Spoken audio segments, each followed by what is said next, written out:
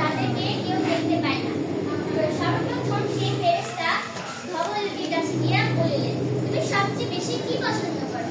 তখন সেই ধবলগি বলল, আহা, আমার যদি শরীর সুন্দর হয়ে যেত, সবাই আমার এই শরীরের অবস্থার জন্য ঘৃণা করে। যদি আমার শরীর সুন্দর হয়ে যেত তাহলে সবাই আমাকে পছন্দ করত। তখন ফেরেশতা তাহার গায়ে হাত বুলাইয়া দিলেন। তখনই তার সর্বাঙ্গীর রোগ সুস্থ হয়ে গেল। এরপর সেই ফেরেশতা বলিলেন, তুমি এখন কি চাও? তখন তিনি বললেন, আমি একটি উট চাই। তখন সেই ফেরেশতা তাকে একটি গাভীন উট দান করলেন। তখন তিনি বলিলেন, এতে তোমার ভাগ্য খুলবে। এরপর তিনি সেই ডাক ব্যক্তির কাছে গিয়ে বলিলেন, তুমি সবচেয়ে বেশি কি পছন্দ করো? তখন তিনি বললেন, আমার মাথায় যদি আবার চুল গজিয়ে যেত। তখন সেই ফেরেশতা তার মাথায় হাত বুলিয়ে দিল। তারপর তার ব্যক্তির মাথায় চুল গজালো। এরপর সে তাকে আবার বলল যে, তুমি এবার কি চাও? তখন সেই ডাক ব্যক্তি বলল, আমার একটি গরু চাই। তখন সেই ফেরেশতা তাকে একটি গাভীন গরু দান করলো এবং তাকে বলল, এতে তোমার ভাগ্য খুলবে। এরপর তিনি সেই অন্ধ ব্যক্তির কাছে গেলেন। তখন তিনি বললেন যে, আপনার কি চাই? তখন বলতো, আল্লাহর হুকুমে যদি আমার দুই চোখ ভালো হয়ে যেত। তারপর সেই ফেরেশতা তার চোখে হাত বুলিয়ে দিলেন এবং তার চোখ ভালো হয়ে গেল। এরপর তিনি তাকে একই প্রশ্ন করলেন যে, এবার তোমার কি চাই? তখন সে বলল, আমার একটি ছাগল চাই। তখন তিনি তাকে একটি গাভীন ছাগল দান করলেন। এরপর কিছুদিন দিন যায়, মাস যায়, বছর যায়। সেই ফেরেশতা আবার মানুষের রূপ ধরিয়া সেই ধবলগির কাছে আসলেন। তখন সেই ফেরেশতা ধবলগিকে বলিলেন, আমি একজন বিদেশি।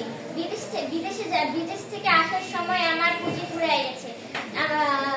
আল্লাহর হুকুমে আমাকে একটি উট দান করুন, তাহলে আমি সেটাকে বিক্রি করে আবার আমার দেশে ফিরে যেতে পারবো। তখন সেই ব্যক্তি বলিল যে, উটের এখন অনেক দাম, এই উট আমি আপনাকে দিতে পারবো না। তখন সেই ফেরেশতা বললেন, আমি আপনাকে চিনতে পারছি, আপনি সেই ধবলগি যে এক সময় অনেক গরিব ছিল। তখন সেই ধবলগি বলল, আমি কখনো গরিব ছিলাম না, আমি সুন্দর ছিলাম, আমার কখনো কোনো অভাব ছিল না। তখন তিনি বললেন, তখন সেই ফেরেশতা বললেন, যদি তুমি মিথ্যা কথা বলিয়া থাকো তাহলে তুমি আগে যেরকম ছিলে আবার সেই আগের মতনই হয়ে যাবে। তখন সেই ফেরেশতা সেই ডাকওয়ালার কাছে গিয়ে বলিল যে, আমি একজন বিদেশি। বিদেশ থেকে আসার সময় আমার পুঁজি